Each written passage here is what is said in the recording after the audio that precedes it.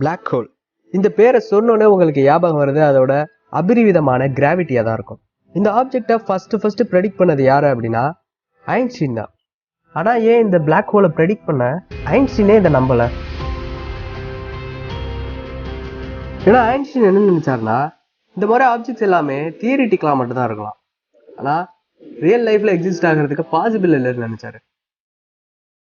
Black ஹோலோட event horizon, அதாவது அந்த black ஹோலோட எல்லை, அந்த எல்லையை தாண்டி உள்ள போற எந்த பொருளுமே வெளியே வரவே முடியாது. ஈவன் லைட் உள்ள போனா கூட வெளியே வர முடியாது.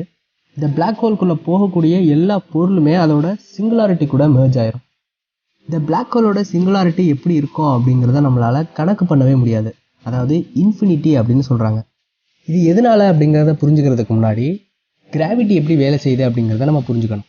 ஐன்ஸ்டீனோட ஜெனரல் ரிலேட்டிவிட்டி படி நம்மளோட ஸ்பேஸ் டைம், அதாவது இந்த ஸ்பேஸ் இருக்கு இல்லையா, அது வந்து நம்ம வீட்டில் இருக்க ஒரு பெட்ஷீட் மாதிரி தான். இப்போ நம்ம பெட்ஷீட்டை விரித்து வச்சு அதுக்கு நடுவில் ஒரு வெயிட்டான ஆப்ஜெக்டை வைக்கிறோம் அப்படின்னா அந்த ஆப்ஜெக்ட்னால அந்த பெட்ஷீட் அப்படிங்கிறது உள்ளாமுங்கும்.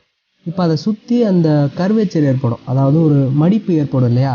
அந்த மடிப்பில் இந்த ஆப்ஜெக்டோட சின்னதாக ஏதாவது பொருளை வச்சிங்கன்னா இந்த பெரிய பொருள் அப்படிங்கிறது அந்த சின்ன பொருளை தன்னை நோக்கி இருக்கும். இதனால தான் நம்ம பூமி சூரியனை சுற்றுது, நம்ம பூமியை நிலவு சுற்றுது.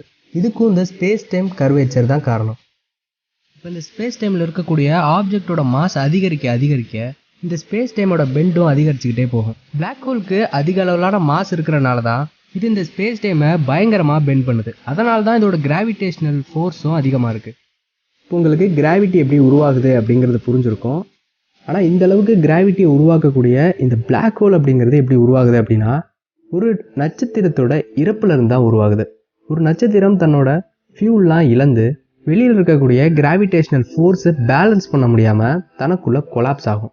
அப்போ இதோட சர்ஃபேஸ் பகுதியில் ஒரு சூப்பர் நோவா எக்ஸ்ப்ளோஷன் வெடிக்கும். இப்படி வெடிக்கக்கூடிய இந்த நட்சத்திரத்தோட சைஸ் அப்படிங்கிறது சூரியனோட அளவுல இருந்து 8 to 20 மடங்குக்குள்ள இருந்துச்சு அப்படின்னா இது ஒரு நியூட்ரான் ஸ்டாரா மாறும். அதை விட அதிகமா இருந்துச்சு அப்படின்னா இது ஒரு பிளாக் ஹோலா மாறும். இப்படி மட்டும் பிளாக் ஹோல் உருவாகிடாது. சூரியனோட அளவை விட 8 மடங்கு சின்னதா இருக்க ஸ்டார்ஸ் கூட ஒரு பிளானட்டரி நெபுலாவா மாறி அதுக்கப்புறம் ஒரு ஒயிட் டார்க் ஸ்டாரா மாறும். இப்போ இந்த ஒயிட் டார்க் ஸ்டாரோட அளவு அப்படிங்கிறது 1.4 சோலார் மாஸை விட அதிகமாக இருந்துச்சுன்னா அது ஒரு நியூட்ரான் ஸ்டாராகவோ அல்லது ஒரு பிளாக் ஹோலாகவோ மாற வாய்ப்பு இருக்குது. இப்போ இந்த சூப்பர் நோவா எக்ஸ்ப்ளோஷன் நடந்ததுக்கப்புறம் அந்த ஸ்டார் மேலே ஆக்ட் ஆகக்கூடிய அந்த கிராவிடேஷனல் ஃபோர்ஸ் அப்படிங்கிறது அந்த நட்சத்திரத்தை உட்புறத்தை நோக்கி சுருக்க ஆரம்பிக்கும். இப்போ இந்த நட்சத்திரத்தில் ஒரு நியூட்ரான் டெக்கரன்சிவ் ப்ரெஷர் ஆக்ட் ஆச்சு அப்படின்னா இது ஒரு நியூட்ரான் ஸ்டாராக மாறும். அப்படி ஆகலைன்னா இது ஒரு பிளாக் ஹோலாக மாறும். இப்படி பிளாக் ஹோலாக மாறக்கூடிய இந்த நட்சத்திரம் அப்படிங்கிறது இந்த கிராவிடேஷனல் ஃபோர்ஸ்னால கொஞ்சம் கொஞ்சமாக சுருங்க ஆரம்பிக்கும். கிட்டத்தட்ட இதோட என்டையர் மாஸ்மே சுருங்கி ஒரு சின்ன புள்ளியில் வந்து நின்றும். இப்படி என்டையர் மாஸ்மே ஒரு சின்ன புள்ளியில் இருக்கும்போது இதோட டென்சிட்டி இன்ஃபினிட்டி அளவு இருக்கும். அதனால தான் இந்த பிளாக் ஹோலோட சிங்குலாரிட்டி அப்படிங்கிறது ஆல்மோஸ்ட் இன்ஃபினிட்டி அப்படின்னு சொல்கிறாங்க.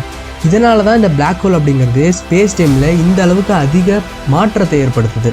இப்போ மற்ற ஆப்ஜெக்டில் இந்த ஸ்பேஸ் டைமை வளைக்கிறத பார்த்தா ஒரு கர்வேச்சர் மாதிரி இருக்கும், ஆனால் இந்த பிளாக் ஹோல் வளைக்கிறத பார்த்தா ஒரு ஓட்டை போட்ட மாதிரி இருக்கும். இப்படி இந்த ஸ்பேஸ் டைமில் ஒரு ஓட்டை போட்ட மாதிரி வளைஞ்சதுக்கப்புறம் தனக்குள்ளே இருந்து ஒளியை கூட வெளியிடாமல் ரொம்பவே இருட்டான ஒரு பிளாக் ஹோலாக இருக்குது.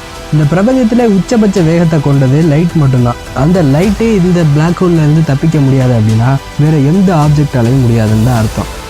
இன்னொரு ரொம்ப முக்கியமான விஷயம் என்ன அப்படின்னா இந்த பிளாக் ஹோல் ஸ்பேஸை மட்டும் வளைக்கலை, டைமை சேர்த்து தான் வளைக்குது. இந்த பிளாக் நோவா ரன் ஆகுது அப்படின்னா இந்த ஸ்பேஸும் டைமும் ஒன்னோட ஒன்று இன்டர் கனெக்ட் ஆகிருக்கும். இதுக்கு ஒரு எக்ஸாம்பிள் சொல்லணும் அப்படின்னா இப்போ நீங்கள் ஒரு 100 கிலோமீட்டரை கடக்க போகிறீங்க. அப்போ அதை கடக்கிறதுல ஃபஸ்ட்டு நீங்கள் நடந்து போகிறீங்க, ரொம்ப நேரம் ஆகும். அடுத்து பைக்கில் போகிறீங்க, அதை விட கொஞ்சம் சீக்கிரமாக போவீங்க.